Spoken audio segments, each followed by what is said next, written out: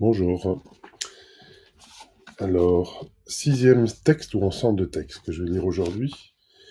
Aujourd'hui devait se tenir le Nouvel An poétique à Amé, à la Maison de la Poésie. Ça devait être le 13e. Ben, le 13e, c'est le 13e, quelque part, il n'est pas. Nous ne pourrons pas le faire, nous le faisons autrement. Donc je prends un petit moment là maintenant avec vous.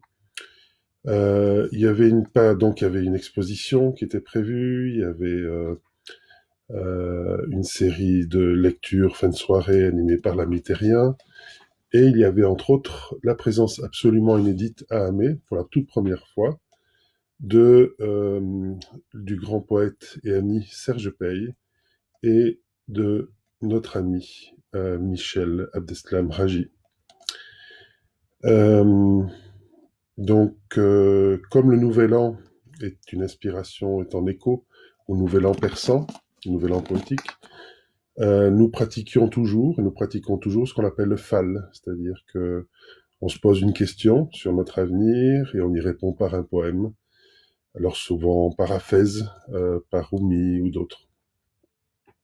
Et ici, j'ai décidé de rendre hommage à Mevlana, le maître des maîtres, Jalal al-Din Rumi, avec le Pahlavi.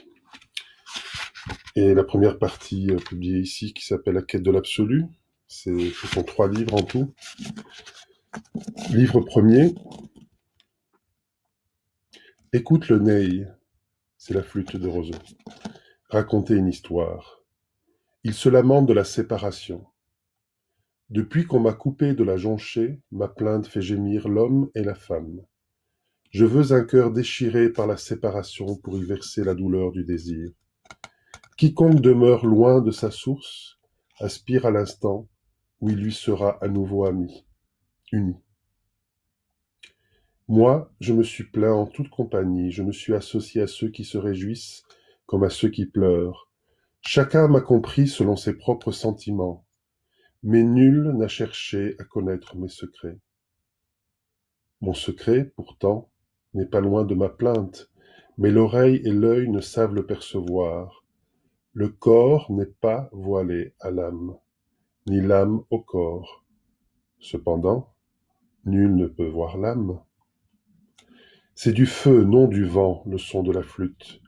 Que s'anéantisse celui à qui manque cette flamme. C'est le feu de l'amour qui est dans le roseau, c'est l'ardeur de l'amour qui fait bouillonner le vin. La flûte est la confidente de celui qui est séparé de son ami. Ses accents déchirent nos voiles. Qui vit jamais un poisson et un antidote comme la flûte? Qui vit jamais un consolateur et un amoureux comme la flûte? La flûte parle de la voix ensanglantée de l'amour. Elle rappelle l'histoire de la passion de Majnun.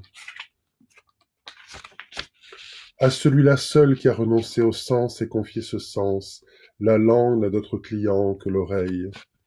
Dans notre affliction, les choses, nos jours cheminent avec les peines brûlantes.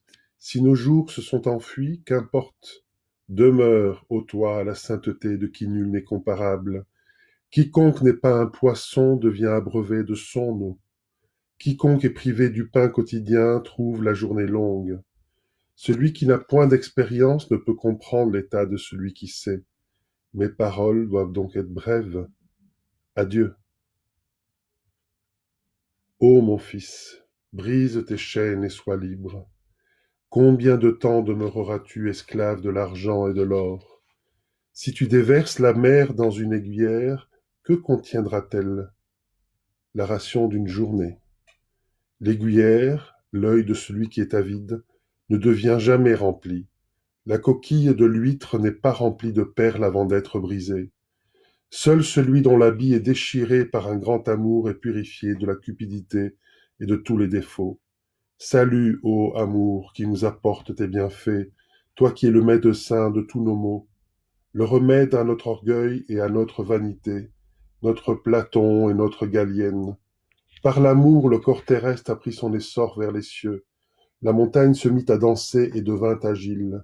L'amour inspira le mont Sinaï au amoureux, de sorte que le Sinaï fut enivré et que Moïse tomba foudroyé. Si j'étais joint à la lèvre de quelqu'un qui fut en accord avec moi, moi aussi comme le pipeau, je dirai tout ce qui peut être dit. Mais quiconque est séparé de celui qui parle. Mais quiconque est séparé de celui qui parle. Son langage devient muet, même s'il a 100 mélodies. Quand la rose aura disparu et le jardin fané, tu n'entendras plus l'histoire du rossignol. Le bien-aimé est tout, l'amant n'est qu'un voile. Le bien-aimé est vivant, et l'amant chose morte. Quand l'amour ne se soucie plus de lui, il reste comme un oiseau sans ailes, hélas pour lui. Comment pourrais-je avoir conscience de ce qui est devant ou derrière moi, quand la lumière de mon bien-aimé n'est pas devant et derrière moi? L'amour veut que cette parole soit manifestée. Si le miroir ne reflète rien, quelle en est la cause? Sais-tu pourquoi le miroir de ton âme ne reflète rien? Parce que la rouille n'a pas été enlevée de sa face. Ô mes amis, écoutez cette histoire. En vérité, c'est l'essence même de notre état spirituel. Voilà, c'est avec ça qu'il commence, Rumi, le Matnavi, qui est sa grande somme poétique et de contes et d'histoires. Et donc je continue et termine aujourd'hui par un extrait de ce poème. C'est un poème unique, 55. C'est un livre fait à 55 exemplaires, donc un livre d'artiste, très très joli, avec entre autres un magnifique dessin original de Serge Pey. Vous voyez, avec une très belle dédicace, ici, qui s'était fait le jour de notre midi-minuit à Bruxelles, en 2018, jour du Zodiaque, avec Michel Ragy, entre autres, Karamoulas, bonjour à tout le monde, Yuma, Jaff, Alain, Shadi et les autres.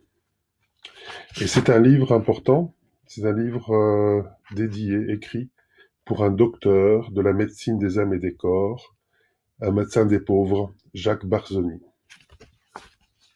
Je lirai juste un extrait vers la fin. Le 55 est le bar des anges. Tous y sont entrés, au moins une fois dans leur vie. Leur double transpire sur le comptoir de la sécurité insociale. L'espérance est une passion, misée sur une table de poker, où les manches des morts couvrent les cartes. Quelqu'un rêve en moi. La maladie d'une cigarette est la cendre qu'elle perd. Guérir, c'est la garder intacte jusqu'au bout, sans la laisser tomber. Un soleil toxicomane proclame dans les chiottes sur un cahier d'écolier: la mort est une maladie de l'imagination. Le manteau des voyages est un crime maritime. Une mouette dort isolée, au milieu d'un avion, puis exerce un coin du ciel, à devenir entièrement le ciel. Sur la buée de la vitre, dégouline un mot d'ordre: la vie est la maladie de la mort. Ce qui est clos est l'ouverture de ce qu'on ne peut voir, car ce qui est clos superpose toujours deux choses qui sont fermées. Le secret est une ouverture pliée. Parmi les systèmes dynamiques, celui d'Arnold et Havez, qui décrit la pâte du boulanger, s'applique à une méthode du poème. Cette pâte travaillée par la main du boulanger, écrasée, mise en boule, aplatie, allongée puis pliée, est devenue méconnaissable après un nombre n de pliures. Il s'agit non d'étaler de nouveau la pâte, mais de la manger pliée. La poésie est un pain.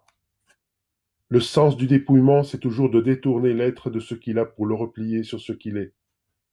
L'art de la bouche n'est qu'à cette condition et à ce prix de pliure. Pour lire un poème, il ne faut pas le déplier, mais lire les bords de ses pliures, car là et uniquement là existent les frontières des choses qui se touchent. Tout poème se mange plié. Au 55, des oranges fleurissent dans les pommiers. Une souris verte joue avec une citrouille dans une charade. Nous avons le droit commun. Nous avons des colliers de balles. Le soleil est une noria entraînée par l'âne en sang de Noël. Au 55, la pureté est une maladie à elle toute seule. Sur l'escalier, une veuve de 10 ans est enceinte d'un rat. Dehors, un homme fait bouillir la lune. Merci Serge Pey, merci Michel Ragy, merci Rumi, merci à vous toutes et tous.